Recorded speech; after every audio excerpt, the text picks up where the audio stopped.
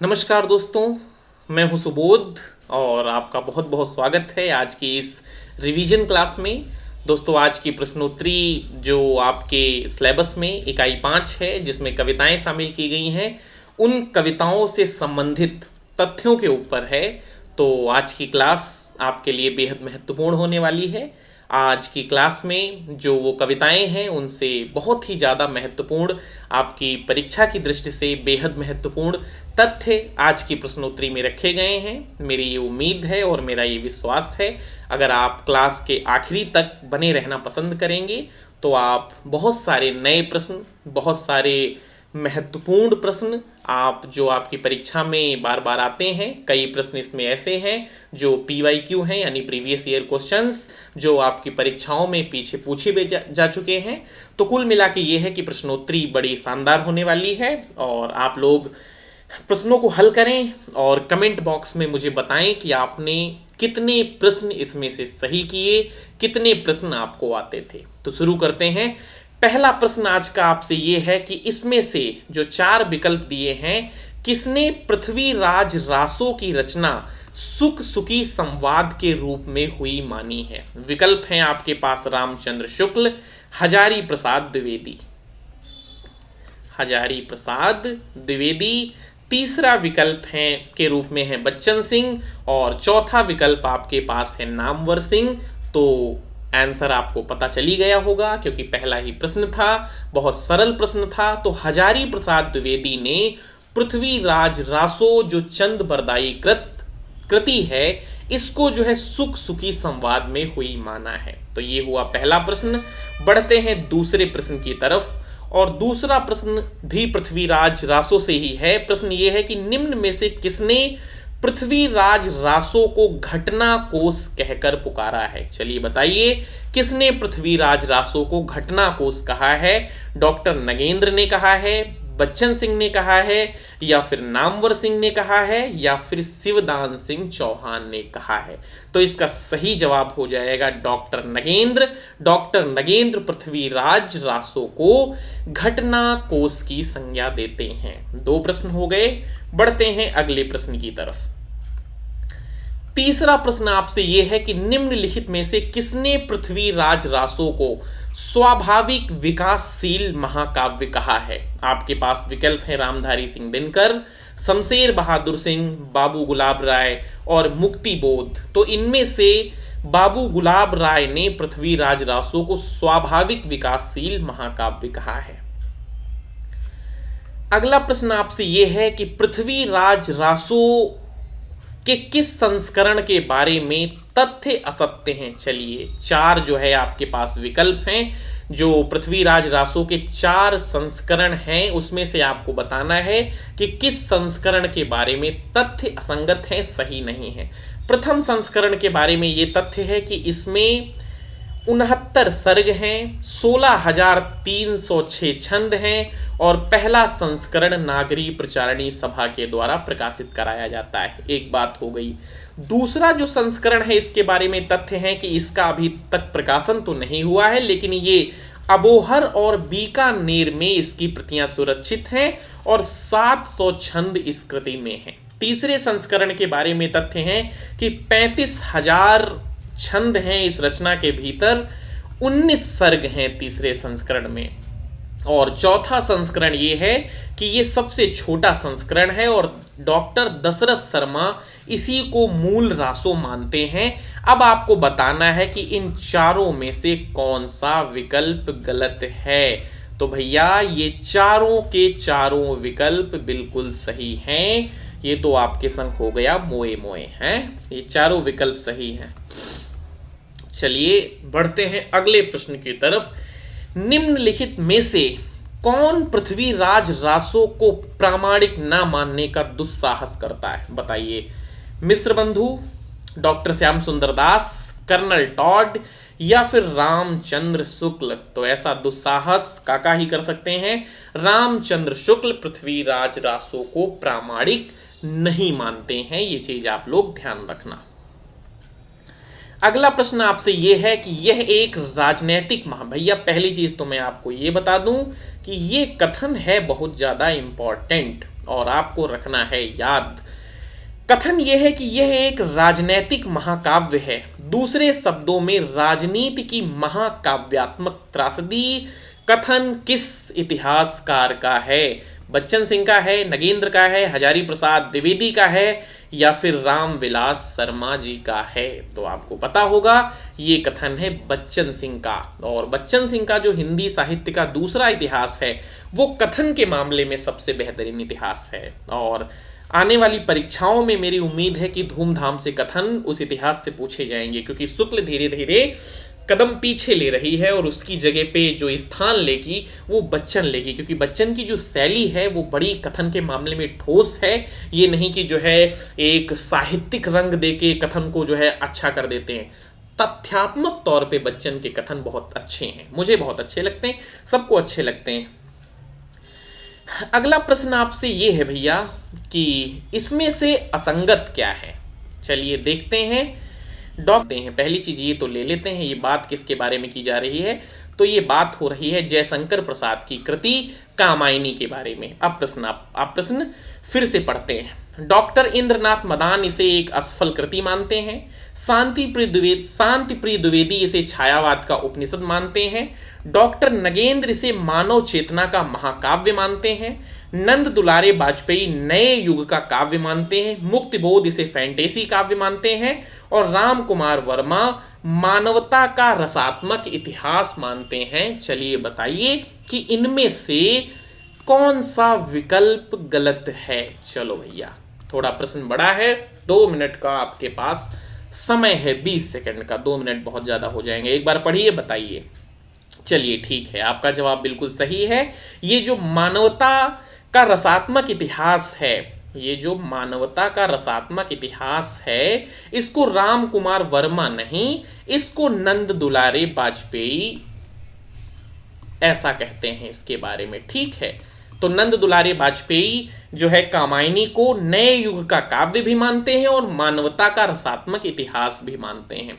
अगला प्रश्न आपसे ये है, प्रश्न नंबर 8 पे हम लोग पहुंच चुके हैं और 8वां प्रश्न ये है कि यह आख्यान, फिर से कामायनी की बात हो रही है, ध्यान रहे कि बात हो रही है फिर से कामायनी की, और कामायनी के बारे में आपको बताना है कि ये कथन किसका है। कथन ये है कि यह आख्यान इतना प्राचीन है कि इतिहास में रूपक का भी अद्भुत मिश्रण हो गया है, इसीलिए मनु, श्रद्धा और इड़ा इत्यादि अपना ऐतिहासिक अस्तित्व रखते हुए भी सांकेतिक अर्थ भी अभिव्यक्त करें तो मुझे कोई आपत्ति नहीं है। कामायनी के बारे में ये कथन किसका है?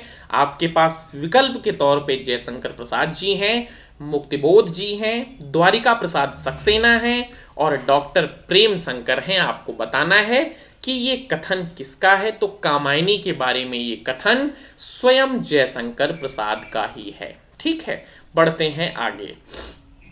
अगला प्रश्न है 9 नंबर का। निराला की जो सरोज स्मृति कविता है, जो हिंदी की पहला जो है दुखात्मक गीत जिसको कहा जाता है शोक गीत, हिंदी का पहला शोक गीत, हिंदी का प्रथम जो शोक गीत है, प्रथम शोक गीत, ये जो है किस पत्रिका में प्रकाशित हुआ था? ये जो है निराला का जो सरोज स्मृति है, ये किस पत्रिका में प्रकाशित हुई थी? सुधा में, मतवाला में, समन्वय में या फिर सरस्वती में? चलिए बताइए। ये चीज़ तो हमको पता है कि ये जो है 1935 में ये रचना लिखी गई थी और अनामिका का दूसरा संस्करण आता है 1938 में। अनामिका का जो दूसरा संस्करण आता है, पहला संस्करण कब आता है भैया? 1923 में, और दूसरा संस्करण आता है 1938 में। तो ये दूसरे वाले संस्करण में है, लेकिन ये शुरू में किस पत्रिका में प्रकाशित हुई थी? तो ये सुधा पत्रिका में प्रकाशित हुई थी। आप लोग इसको याद रखना। 10वां प्रश्न ये है कि निम्न में से किस कविता को छायावादी कविताओं का मैनिफेस्टो कहा जाता है? प्रश्न है भैया इंपॉर्टेंट। याद रखना कि किस कविता को छायावादी कविताओं का मैनिफेस्टो कहा जाता है। विकल्प के तौर पे है निराला की जूही की कली, या फिर पंत का गिरजे का घंटा, महादेवी वर्मा की रचना दिया, और प्रसाद की रचना सावन पंचक। ये जो सारे कवि हैं ये सारे कवियों की प्रथम रचना ही है। निराला की जूही की कली प्रथम रचना है, पंत की गिरजे का घंटा प्रथम रचना है, महादेवी वर्मा की दिया, वहीं पर प्रसाद की सावन पंचक। लेकिन छायावादी कविताओं का मैनिफेस्टो किसे कहा जाता है? तो जूही की कली को कहा जाता है। जूही की कली कविता का प्रकाशन किस पत्रिका में हुआ था? लीजिए भैया, एक शानदार बेहतरीन प्रश्न फिर आपके सामने है कि इस जो ये कविता है ये जो है 1916 में लिखी थी निराला ने। महावीर प्रसाद द्विवेदी ने इसे अस्वीकार कर दिया था अपनी सरस्वती में छापने से, ये कहकर कि ये जो है इसमें थोड़ा अश्लीलता का चित्रण है। तो फिर ये किस पत्रिका में छपी थी? सरस्वती में तो नहीं छप सकी थी। फिर निराला ने अपनी पत्रिका मतवाला में क्या इसे छापा था, या फिर सुधा में छापा था, या फिर ये आदर्श पत्रिका में छपी थी? तो इसका सही जवाब है ये आदर्श पत्रिका में ही बाद में छपी थी। बढ़ते हैं आगे और 12 नंबर का प्रश्न देख लेते हैं कि साकेत को जनवादी काव्य किसने कहा है? बच्चन सिंह ने कहा है, नगेंद्र ने कहा है, रामस्वरूप चतुर्वेदी ने कहा है, या फिर विश्वनाथ त्रिपाठी ने कहा है? तो साकेत को जनवादी काव्य बच्चन सिंह ने कहा है। बढ़ते हैं अगले प्रश्न की तरफ। अगला प्रश्न आपके पास एक कथन है और आपको बताना है कि ये कथन किसका है। कथन पढ़ लेते हैं एक सांस में पहले कि आंसू मानवीय विरह काव्य है। इसमें प्रिया की सुंदर देह यष्टि का आकर्षण है, आलिंगन परिरंभण की मधुर स्मृतियां हैं, प्रेम जन्य पीड़ा है, दुख भाव है, पर यह सब यूटोपिया है, मानसिक है, स्वप्न जन्य है। आपको बताना है ये कथन किसका है। विकल्प नंद दुलारे वाजपेयी हैं, विनोद शंकर व्यास हैं, इला चंद्र जोशी हैं और डॉक्टर बच्चन सिंह हैं। तो इसका सही जवाब हो जाएगा डॉक्टर बच्चन सिंह। ये कथन किसका है? डॉक्टर बच्चन सिंह का। ये यूटोपिया वाला शब्द पकड़िए, अगर आपको आ जाए यूटोपिया वाला शब्द और आंसू कविता के बारे में कथन हो तो आप ये मान लेना ये किसका कथन हो जाएगा? बच्चन का हो जाएगा। आंसू जो है 1925 में लिखी हुई इनकी कृति है। ये इनका एक लंबा गीत है, लेकिन बच्चन जो है इसे खंड काव्य मानते हैं। बढ़ते हैं अगले प्रश्न की तरफ। आंसू को जीवन की वास्तविक प्रयोगशाला का आविष्कार किसने कहा है? आचार्य नंद दुलारे वाजपेयी ने, डॉक्टर प्रेम शंकर ने, भोलानाथ तिवारी ने, बच्चन सिंह ने। चलिए बताइए कि आंसू को जीवन की वास्तविक प्रयोगशाला का आविष्कार किसने कहा है? तो आपका जवाब बिल्कुल सही है कि नहीं ये आप जाने, लेकिन सही जवाब है आचार्य नंद दुलारे वाजपेयी। अगला प्रश्न भैया, अगला प्रश्न दोस्त 15 नंबर का है और प्रश्न ये है कि यदि आंसू का प्रकाशन नहीं होता तो छायावाद की भूमि अनिर्दिष्ट मतलब दिशाहीन, जिसकी कोई दिशाहीन ही नहीं है, रह जाती। यह कथन किसका है? इलाचंद्र जोशी का है, जैनेन्द्र का है, या फिर अज्ञेय कह के गए हैं, या फिर मुक्तिबोध ने कहा है? तो ये कथन इलाचंद्र जोशी का है। इलाचंद्र जोशी कहते हैं कि यदि आंसू का प्रकाशन नहीं होता तो छायावाद की भूमि अनिर्दिष्ट रह जाती। तो प्रश्न अच्छा था, आप लोग इसे कंठस्थ कर लें। 16 नंबर का प्रश्न ये है, प्रश्न है कि राम की शक्ति पूजा के बारे में असत्य कथन है। राम की शक्ति पूजा में 11 अनुच्छेद हैं, 312 पंक्तियां हैं, या फिर यह काव्य अनामिका के द्वितीय संस्करण में संग्रहित है, या फिर राम नरेश त्रिपाठी इसे कविता नहीं सांप छुड़ाने का मंत्र बताया है, या फिर इस पर कंबन की रामायण का प्रभाव है। चलिए इसमें से बताइए कि कौन सा विकल्प गलत हो जाएगा। तो इसका सही जवाब है इसका चौथा विकल्प गलत हो जाएगा, क्योंकि इस पर कंबन का प्रभाव नहीं, इस पे बंगला रामायण कृतिवास रामायण का प्रभाव है। तो ये लोग आप लोग याद रखें, कंबन का नहीं कृतिवास रामायण का प्रभाव है इस पे, बाकी सारे जो है बिल्कुल सही हैं। 11 अनुच्छेद हैं, 312 पंक्तियां हैं, अनामिका के द्वितीय संस्करण में जो है प्रकाशित है। राम नरेश त्रिपाठी के मूड में जो आया है वो कह के गए हैं, बाकी सारी जो है बातें सही हैं। कुकुरमुत्ता निराला के किस काव्य संग्रह में है? बढ़िया प्रश्न है भैया, बताइए बेला में है कि नए पत्ते में है कि परिमल में है कि अनामिका में है? चलिए बताइए इसका सही जवाब क्या होगा। तो इसका सही जवाब हो जाएगा बेला। ये जो है इनके बेला में है। और चलिए बढ़ते हैं आगे। इसमें जो है थोड़ी सी कंफ्यूजन है, मेरे हिसाब से इसका सही जवाब बेला ही होगा, लेकिन ये प्रश्न 70वां प्रश्न आप लोग जरा देख के बताइए कि कुकुरमुत्ता जो है निराला के किस काव्य संग्रह में है। हालांकि बेला में ही है। बढ़ते हैं आगे और प्रश्न नंबर 18 को देखते हैं कि हिंदी ने अब तुतलाना छोड़ दिया है, वह पिय को प्रिय कहने लगी है, उसकी किशोर कंठ फूट गया है, अस्फुट अंग कट घट गए हैं, पंत ने किस संग्रह की भूमिका में कहा था? पल्लव की भूमिका में कि गुंजन की भूमिका में कि वीणा की भूमिका में या फिर युगांत की भूमिका में? तो पंत ने ये जो है गुंजन की भूमिका में कहा था। बढ़ते हैं आगे और 19 नंबर का प्रश्न देख लेते हैं। प्रश्न में शायद पंक्तियां दी गई हैं, आपको बताना है ये पंक्तियां किसकी हैं। पंक्तियां हैं कि मंजरित विश्व में यौवन के जग का पिक मत वाली, निज अमर प्रणय स्वर मदिरा से भर दे फिर नव युग की प्याली। आपको बताना है ये पंक्तियां किसकी हैं। विकल्प आपके पास पंत हैं, दूसरा विकल्प निराला है, तीसरा पंत विकल्प जो है प्रसाद है और चौथे विकल्प के तौर पे महादेवी वर्मा हैं। तो ये जो है पंक्तियां हो जाएंगी सुमित्रा नंदन पंत की। बढ़ते हैं,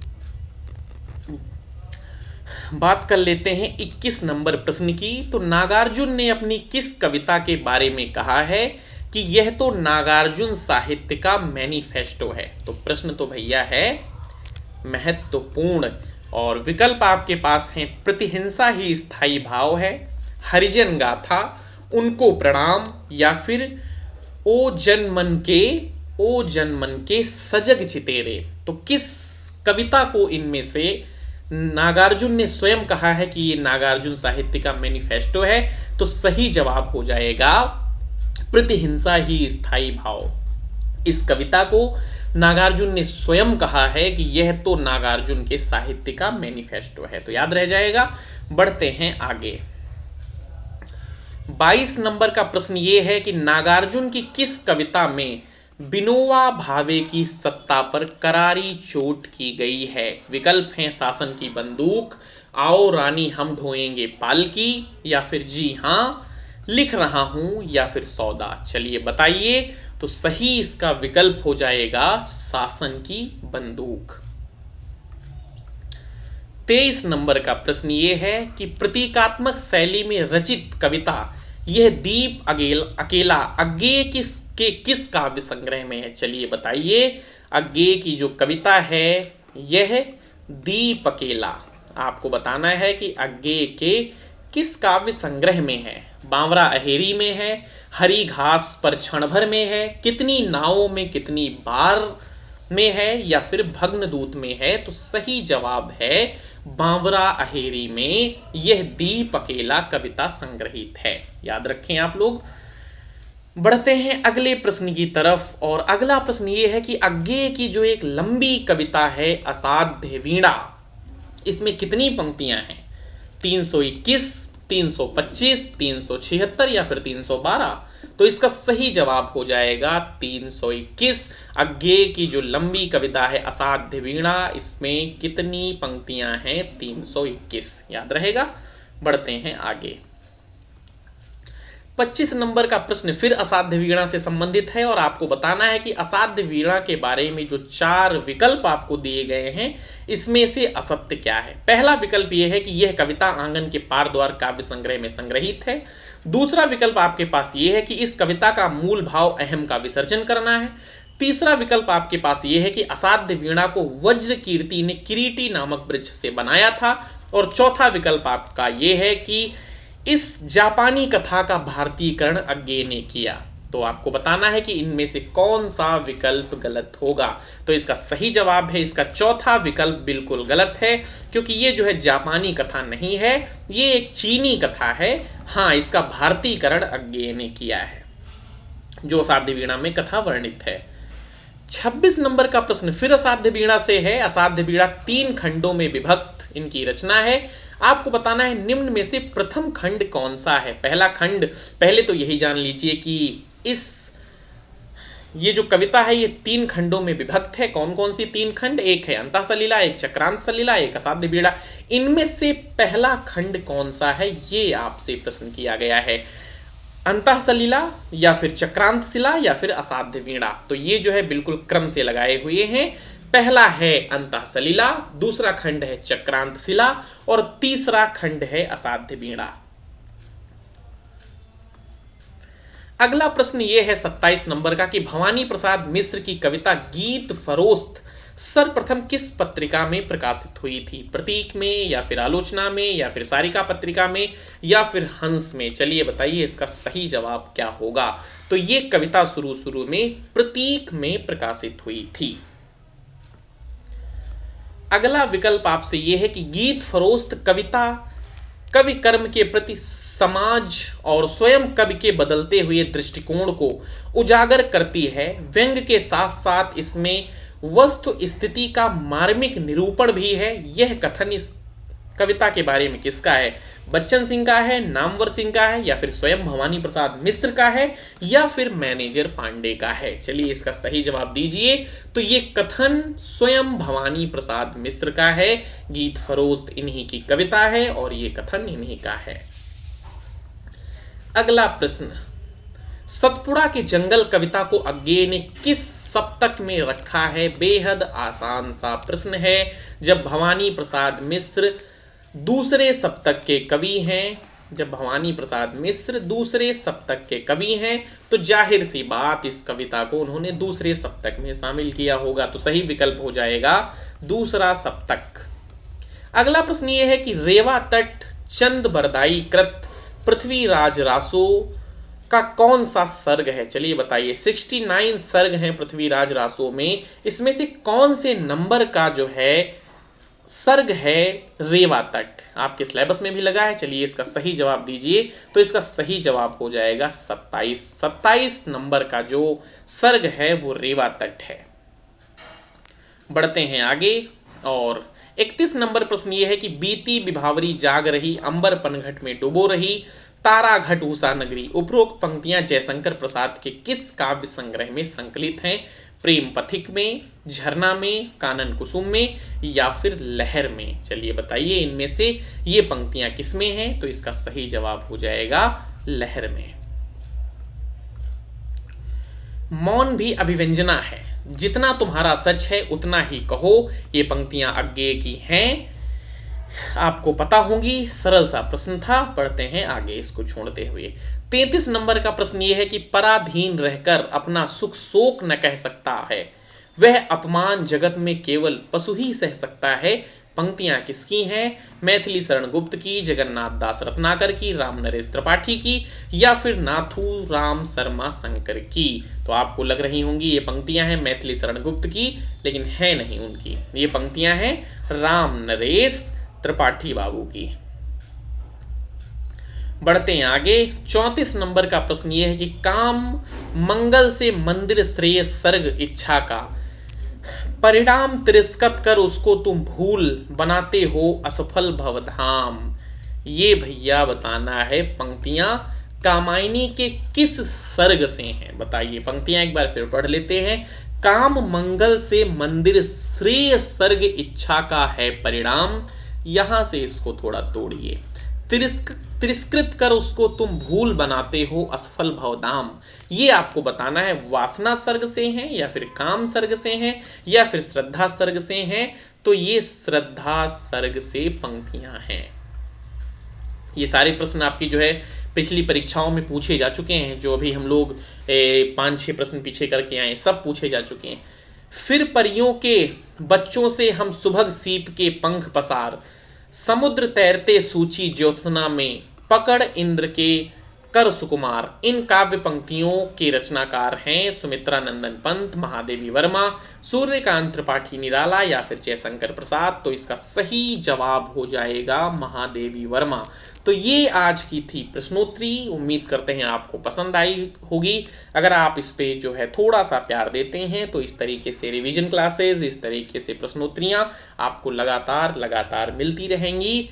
तब तक के लिए क्लास को समाप्त करते हैं। आप अपना ध्यान रखिए, अपनों का ध्यान रखिए। नमस्कार।